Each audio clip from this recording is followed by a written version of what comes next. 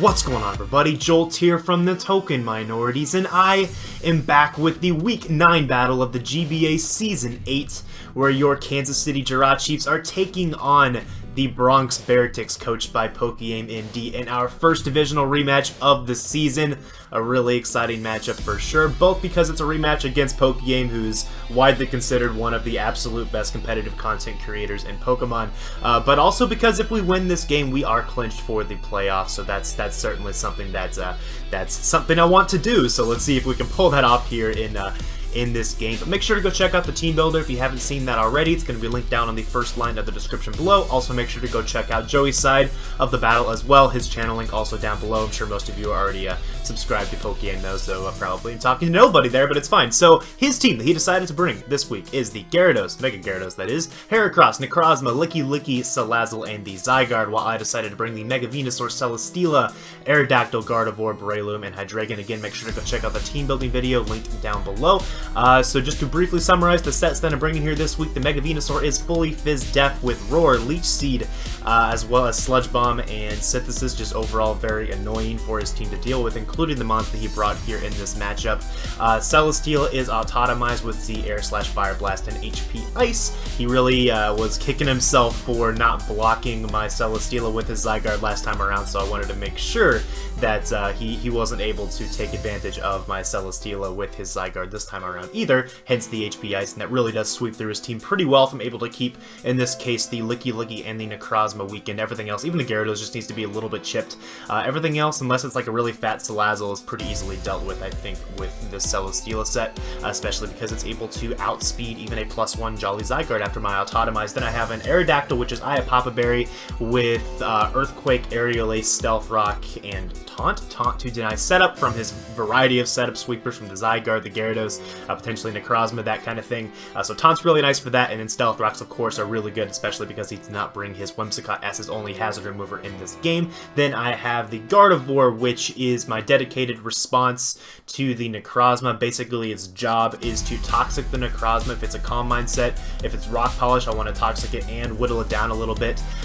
And by doing that, it basically ensures that Necrozma is not the Pokemon that's going to be able to beat me. I knew Necrozma was coming because Double Grass really beat him down last time around, so having the Gardevoir here to help deal with that very obvious Necrozma bring is certainly really useful. Plus, Trace is just a really good ability to use against his Gyarados, for example, being able to trace the Intimidate, and of course the Prism Armor as well from the Necrozma is certainly nice to have as well. I'm also outspeeding a max speed Necrozma. Then my Breloom is a Life Orb, Spore, Mach Punch, Bullet Seed, and Return set, basically meant to put something to bed and to break through his team a little bit. Now, I will say that the mons that he brought in this match are very good against Breloom for the most part. The Salazzle, the Necrozma, the Heracross, 3 of his absolute best responses to Breloom, which are going to give it a little bit of a hard time for sure, but I do think if I can get it in on mons like the Licky and the Gyarados, that I should be able to pressure him a fair amount with it, and none of his mons really want to take a hit from Breloom, so basically he has to, if he is ever forced to switch into Breloom, that's when it can shine in this matchup. And then I have the Hydreigon, which is also a Life Orb variant with Taunt once again for his setup sweepers, with Draco Meteor and Superpower to hit the Licky, as well as Dark Pulse for just generally really good coverage against this team that doesn't reduce my special attack after I use it. So overall, the team's pretty solid this week. Just a few small changes from the first matchup that ended up going really well for us with the 5-0 victory. But let's talk a little bit about what Joey decided to bring here. So the team that he brought is very, very threatening. It looks very offensive, and that's something I noticed right away. I also noticed that his only potential rocker is the Necrozma in this game. Now that's interesting because through my prep, I was fully expecting the Necrozma to be entirely a setup variant with something like Calm Mind, Heat Wave, Photon Geyser, and Signal Beam being the most likely set, probably Z Heat Wave, potentially a Rock Polish set with Double Dance, like Calm Mind Rock Polish, or maybe Rock Polish 3 attacks. Those were the sets I most expected to see, and when Necrozma is the only potential rocker on his team, that kind of mixes things up a bit, especially because I really don't think he should bring rocks on Necrozma if he brings Necrozma. I really don't. So I kind of expected him to maybe bring the Rhydon, or maybe bring Spikes instead for his hazard potential, or his hazard option, but, you know, it's just something that's going to be worth worth keeping an eye on here throughout the games. It does influence how a lot of the turns play out throughout the game.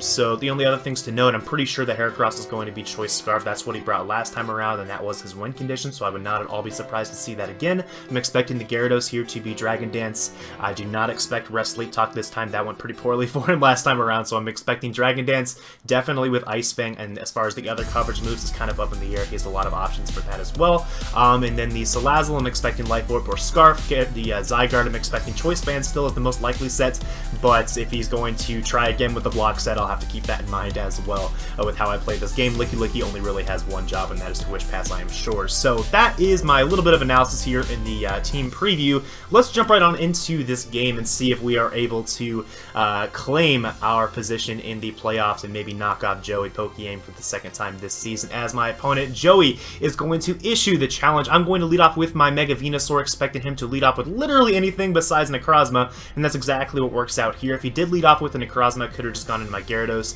or into my Gardevoir and gotten off a free Toxic on something, so that's fair enough, as now he actually leads off with his Zygarde, so what I'm going to be able to do is just fire off a turn 1 Leech Seed and get my Mega Evolution off, and with the Mega Evolution off, it means I can switch into Zygarde later in the game if it is Choice Banded. Now, the fact that he led with Zygarde pretty much screams to me as well that he is Choice Banded. Just that alone, leading with Zygarde is only really something that you do if you're trying to break through my fat early on, so I do think that is going to be Choice Banded Zygarde immediately in this game, as I'm able to catch the Licky with a Leech Seed as it comes in, which is great. Going to give me the chance to maybe scout what he wants to go for. I kind of expect him to just throw up a Witch, because otherwise the best thing he can possibly do to me is go for a Thunder Wave in this situation. So I'm going to go into my Breloom, expect him to make some sort of passive play like that, as I really don't value Breloom's speed in this matchup based upon what he brought here, as he actually just goes for the knockoff, getting rid of my Life Orb, which is kind of annoying, but not the worst thing in the world, again, because he has so many good responses to Breloom as is. Really, this thing's main job is to take advantage of these turns with Licky and to check a Mega Evolved Mega Gyarados, as either my Venusaur is going to be able to check it because the Gyarados is not Mega Evolved and can't hit me super effectively with an Ice Fang, or my Breloom is going to be able to check it if it does Mega Evolve. So that's the general idea there, as my Spore play here is pretty free, as he decides to go into his Heracross like immediately in game time, and that tells me he is definitely a Sleep Talk Heracross. I'm not going to mess around with this. I'm going to switch on out into my Mega Venusaur that I know should be able to take 2 hits that are not both Sleep Talk Mega Horns, as if he is Guts boosted, if he gets Guts instead of Moxie this time around, then Megahorn does have a chance to 2-hit KO me if he Sleep Talks that twice. That's very unlikely, but it is possible, as he does actually get the first Megahorn. As you can see, that certainly has a chance to 2-hit KO me. So what I'm actually going to do here is risk it, because I don't think it's not likely for that to happen, and I think it's my best play overall to go ahead and just go for the Synthesis on this turn, as it goes into Necrozma, making a good aggressive offensive play on my kind of forced recovery turn there. As now what I'm going to be able to do is go right back into my Gardevoir, as it is my dedicated switch into this Necrozma in the early game, as he decides to set up his Stealth Rock, which is pretty interesting for sure. As I'm getting a little ahead of myself, there's the Stealth Rock. So this is interesting, because if this is a Rocker, that means that he's probably Rocks 3 attacks, or Rocks setup move 2 attacks. I'm so confident this is going to be a setup Necrozma, because that's just amazing against my team. It's able to really abuse those Fat Grass switch-ins that it would have brought last time around, and even with this team that I brought this time that's more offensive, it makes a lot of sense, as he makes a really good play and goes into his Salazzle on my Toxic. I did not expect Salazzle to be the play there. I expected the play to be Licky, or potentially just getting some chip damage off on me with a Flash Cannon, I guess, if he had that potentially, but I think Licky was the more likely play, as he actually made that nice play into the Salazzle, revealing Black Sludge and also revealing Substitute, which is pretty annoying. Basically just means I'm forced to break this thing sub before I get up my own Stealth Rocks with this being a Substitute set and now revealing Toxic. That means this is designed to be able to switch into my Mega Venusaur. And that's something I really need to keep in mind as well, as his Corrosion ability would allow my Mega Venusaur to get Toxic, and that would be very bad, because Mega Venusaur is my response to the Licky. And if I'm Toxic, I don't beat Licky at all, not even close, so I cannot let Mega Venusaur get Toxic by the Salazzle, so that's going to be in my head now for the remainder of the game, as well as here I'm going to get up my Stealth Rocks as the Salazzle is forced out, and he goes into his Gyarados. Now here's a very tricky play, because I think his best play is to go for an Ice Fang, but I also don't want him to Dragon Dance. So it's a really tricky situation here, because if I taunt and he goes for an Ice Fang, I lose my Aerodactyl, I lose my only switch into Salazzle on this team, besides Mega Venusaur that I don't want to get Toxic.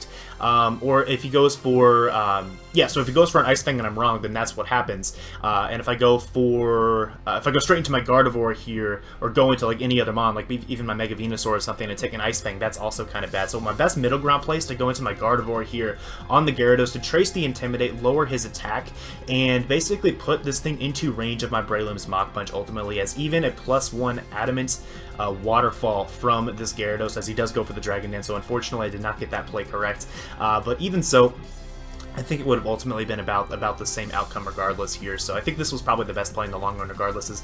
I'm going to be able to fire off a Moonblast here, knowing that I can guarantee take this neutral waterfall from this Gyarados, even if he's adamant. From that damage, I think he was probably adamant, as that did a lot to me, but I am able to get off a pretty hefty Moonblast against this thing. But so my options here now are to potentially sack this Gardevoir straight up, or to try to go hard to my Breloom. Even if it goes for an Ice Fang, a neutral Ice Fang cannot knock out my Breloom from this range of health, because I do have that little bit of extra bulk investment, and that does come in clutch here for sure. As I am going to pull the switch into my Breloom, fully expecting him to probably go for an Ice Fang, but I needed to make sure that I could force this thing out with a Mach Punch so that it's not at +1 anymore, because there's no way it's going to be able to get +1 against anything else on my team for the remainder of the game unless it is able to catch a Wish from the Licky. So Mach Punch was definitely my play here, and it allows me to preserve my Gardevoir for later on, if maybe I'm going to be able to get an opportunity again to Toxic this Necrozma, just in case it is Stealth Rock Calm Mind 2 attacks, as he does reveal the Signal Beam here, as I'm going to be forced to sack off my Breloom. Overall, my best play. Breloom really wasn't doing too much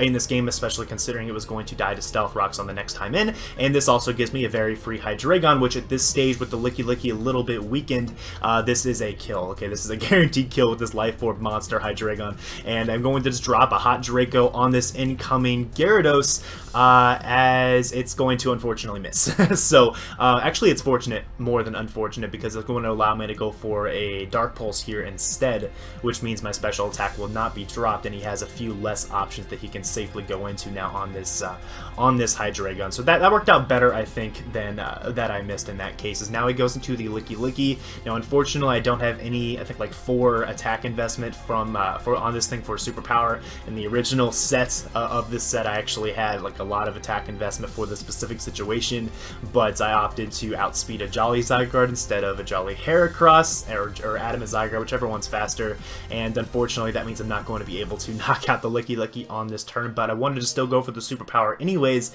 because it forces the Licky to go for a Protect instead of passing that Wish into something else, and that's what I really wanted to be able to do here at this stage in the game. Is I'm going to pull the switch now into my Mega Venusaur, because this on the Protect turn, this will allow me to get off yet another Leech Seed against this team, which is just nice to passively annoy him. I need to whittle down certain members of his team so that my Celesteela can win in the late game. That's my win condition here. I need to find the right mon to set up against. I still think this thing probably has like Dragon Tail, so I don't really think I'm going to be able to set up on Licky, and even if I tried, I don't beat Licky 1v1 anyway, so I can't really set up on this. So basically my options right now are to set up on potentially Jolly Bandit Zygarde. I could potentially set up on a Necrozma that no longer has its Z move on deck, or I could set up on a Mega Horn or Sleeping Locked Heracross. Those are my options to set up on, but I still need to set the stage for my Necrozma to have, for my Celesteela, to have a chance to set up and win this game. As I do fire off the Leech Seed on the Licky, as now I believe I'm going to reveal the Roar on this turn, as he didn't know I had it yet. He expected me, I guess, to pull a switch out into something else, so he goes for a knockoff, as I am able to get off the Roar, which is really nice that the Licky does not gain the benefit of that Wish, because it helps keep it in range of a +1 Celesteela. That's what I need it to be, just weakened down into range of a Celesteela at +1. So he actually gets roared into Necrozma, which is really annoying, because I worked hard to get that damage on Necrozma. I really needed that damage on it for the Celesteela once again, but unfortunately it catches the Wish, which is obviously annoying. Here I'm going to go for a Roar, because I think that his best play is to go for a Calm Mind or a Rock Polish there if he has it, expecting me to preserve my Mega Venusaur, as he actually switched out into the Licky, which I thought was an interesting play, and here he switches out again on my Venusaur, which kind of is telling me, okay, does he not have a Psychic move? Like, why would you ever switch Necrozma out on a Mega Venusaur? It just blows me back, and Mega Venusaur is such an important glue piece of my team that it just doesn't make sense for him to switch out. And yeah, so that comes into play later on as well. So that was very interesting. Is here I pulled a switch into my Gardevoir, expecting the Necrozma to go for a Psychic move on that turn if he had it, and again he switched out. So yeah, I'm not really sure what's going on here as I go into my guard, and Gardevoir is going to unfortunately be outsped by the Zygarde that Joey doubled into, and it's going to be able to knock me out with 1,000 arrows. But once again, what this means is I'm able to go straight into my Hydreigon, and I can claim yet another kill, as Joey did not bring any Dragon Resists on this team, and he's gonna pay for it here, as this Draco Meteor is gonna come out. He's going to switch into his Heracross, and the Heracross is going to drop to this Life Orb Draco Meteor. So Hydreigon picking up yet another kill here in this game. And after this, Joey is going to end up going into his Necrozma, I believe, which was another interesting situation to be in, because, again, the Necrozma is a massive threat to my team. I don't really switch into it, but I really want to have the chip damage off on it, despite the fact that this Hydreigon gets kills every single time it comes in. I need chip damage on this Necrozma for my Celesteela to be able to win in the late game. I know that my Venusaur can keep the Licky low, and I know that if this thing is weakened, then my Celesteela can definitely win. So I felt like in the long run, it was in my best interest to fire off the Draco here to keep the Necrozma low, especially because I'm expecting this to either be Stealth Rock, Calm Mind 2 attacks, or Stealth Rock 3 attacks, not having recovery on this thing, and my Venusaur can again prevent it from getting that recovery from the Wish, hopefully. As I'm going to go into my Celesteela here to bait out the Z Heat Wave. This is probably what I have to set up on at this point in the game, so I want to bait out the Heat Wave, the Z Heat Wave rather, by going into my Aerodactyl here, go back into my Celesteela, and then try to win the game at that point. That would be my best opportunity, as unfortunately Joey whips out the Moonlight. So this thing doesn't even have Heat Wave, potentially, or it doesn't have Photon Geyser. So it has 2 attacks. Okay, this thing has 2 attacks or 1 attack and a setup move. I think it has 2 attacks, Stealth Rock and Moonlight. So now I have to figure out what those 2 attacks are. He hasn't revealed Photon Geyser yet, and I thought that was like a given in my prep, but he didn't click it either time against Venusaur. So now I'm thinking, okay, he just made a really good play here and just went for a Moonlight as I switched out Scouting for the Z Heat Wave, just to preserve the Z Heat Wave for later, as the Scout play there was definitely my best play in that situation, I think, and I'll stand by that for sure. As what sucks now is I go into my Aerodactyl, I take a little bit of extra damage from Stealth Rock. It does trigger my Berry, which is nice, but he's able to go back into his Licky and get another Wish in the air. Now here is where Joey makes a really good play. Okay, I kind of get stunted out here on this next turn, as I saw it coming too. It's one of those plays where, like, I click the button and then I'm like, wait, this is totally going to be his play and I'm going to get screwed because of it. So, you know, if it was like if there was a cancel button on Wi-Fi, I would have clicked it here, but, you know, it's Wi-Fi. But I'm going to go for the Roar, expecting him to want to pass the Wish or maybe protect to keep the Wish of his own. But of course he's going to go into Zygarde, because Zygarde is the one mon that doesn't need the Wish. So I'm going to Roar out the Zygarde, and the Wish will go to something else that I don't want to actually receive the Wish. So that play was kind of obvious in hindsight, and yeah, he kind of stunted on me there, unfortunately, as once again he gets in the Necrozma, the mon I really need to have weakened for these Celesteela, so that's really annoying. But what I'm going to be able to do here, I'm going to just see if he has the Photon Geyser. I really didn't think...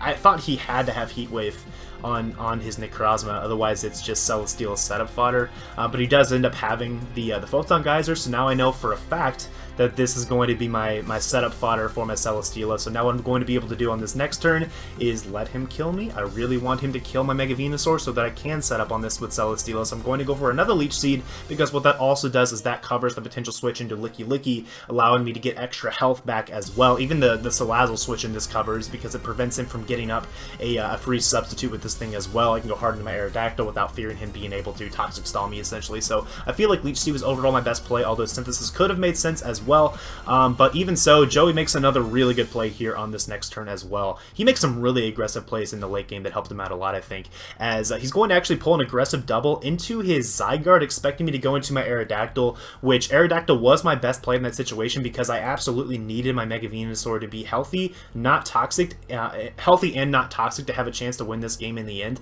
And I could have easily healed up on the Licky later on in the game, so that's why I wanted to preserve my Mega Venusaur, and also it was guaranteed in range of a flamethrower as well, so he could easily just go for a flamethrower on that turn and knock me out if he was max special attack investment. I had no idea what his investment was at the time. As what this actually does, though, is this allows me to get some pretty key chip damage off on the Zygarde, which ensures that it's going to be in range of an unboosted HP Ice from my Celesteela, and he does decide to lock into the 1000 Arrows. Now, I know this Zygarde is banded, but if this is Jolly banded Zygarde, which would allow him to at least speed tie max speed Arcanine, then the combination of a 1000 Arrows from a Jolly Banded Zygarde plus an extreme speed from a Jolly Banded Zygarde might not be able to take out my Celesteela spread. So that's what I'm going to go for now. If he is Jolly Banned, then I might be able to take the 1000 Arrows plus the E-Speed, but he is definitely Adamant Banned. I'm not sure if that's max attack, but he's definitely Adamant Banned, and what that means is, unfortunately, if he is packing the extreme speed, I will not be able to beat this Zygarde. But if he does not have the extreme speed, then I can still win this game by just getting, I believe, one, maybe two, I think just one flinch on the Necrozma is all I would need to be able to get to be able to win this game, as I do reveal the HP Ice on the incoming Licky Licky, and it's going to take that pretty well for sure. I kind of wanted to just go for an Air Slash just to make sure I didn't have to burn my Z move on this Licky Licky if he decides to go for a Protect, but I opted for the HP Ice, which is kind of like the choke play from on Joey's end. If he left his Zygarde in to take the HP Ice, I would have been able to probably win the game, I think, or at least would have had a good chance of winning the game if I get a flinch with Necrozma. I think the flinch on Necrozma was still important to be able to win the game, as I am going to fire off my Z move here, and it is going to knock out the Licky Licky here relatively well, so we're going to be able to see the Z move fire off. And what's unfortunate, though, is the Air Slash, I think, did like a max of 25% to a max special defense Licky Licky. So, yeah, this Pokemon's pretty fat. It's a pretty good tier 5, I think, definitely. Would recommend Licky Licky as a tier 5 in your own drafts, as Licky Licky will go down. Going to get the Beast Boost in my special attack, which is nice. Puts me in that position to sweep if he does not have the extreme speed on his Adamant Banded Zygarde, but because he is Adamant, because he is banded, you know, he has extreme speed, so unfortunately he is going to be able to fire that off here against my Celesteela, and my Mega Venusaur is weakened to the point where it will not be able to take one either. So that is going to be the game, unfortunately. Good game to Joey. He was able to knock us off this week with some really impressive play, I think, in the late game. I think that's really where he was able to seal the deals in the late game. He never really let me have those opportunities to set up with my Celesteela. I had one chance, or I had one chance to be able to win this game with my Celesteela, and that was when I had Celesteela in on Necrozma and the turn where I scouted for the Z Heat Wave. But that's not a misplay, okay? That was not a misplay in my opinion. That was the best play because I did not know his set.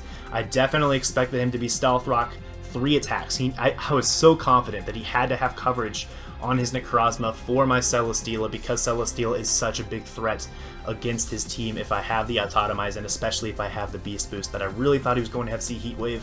I decided to scout for it there with my Aerodactyl. Obviously, in hindsight, that was not the optimal play, but I do think it was my best play in the moment, so I am going to stand by that. Unfortunately, that was my only chance to be able to pull out the game, I think, in the end. I'm fairly sure that was my only chance, unless I made some sort of series, really, of really good plays in the late game. But you know, I got pokeaimed this week. As I really do think he played phenomenally in the late game, especially. So I can't really be too upset about that. I also thought that the team that he brought was really good this week. So a big step up, I think, from his previous team. Now, unfortunately, we do lose this rematch, but we are still in first place in our division, so it's not the worst thing in the world. I only need to win, I think, one more game to clinch, or need like win one, need like one person to lose a game to clinch, or if I win 2, I'm definitely clinched. So it's very manageable to be able to still make the playoffs here, but unfortunately we weren't able to do it this week. But once again, great game to my opponent. Again, make sure to go check out his side if you haven't already, as I'm sure that'll be pretty fun to watch. I'm pretty sure he's live comming again, so you know, those are always entertaining to watch as well. So next week we have a game against Gym Leader Geo. It'll be our only non-rematch remaining for the entire season, unless we make it to the finals. So that'll be interesting. His team is pretty gross. He has a lot of disgusting fat and a lot of really scary offense. So it's going to be a challenge to prep for. He also has Mew, which is always just a nightmare for a prepper in the format. But we'll see if we can find a way. If we can win that game, that'll be really huge as well. I think that might actually clinch us as well, since he's one of the wild card teams that might not be able to catch us anymore if I beat him. So that'll be a pretty important one as well. We're going to try to bounce back, unfortunately, on a little bit of a losing skid right now, but I'm not my morale is not low, okay? We'll put it that way. I still feel confident being able to make playoffs and trying to make a run in the playoffs as well. But learned a lot from this game, and we'll try to apply it here in the future. So thanks for watching, guys, and I will see you all next week. Peace.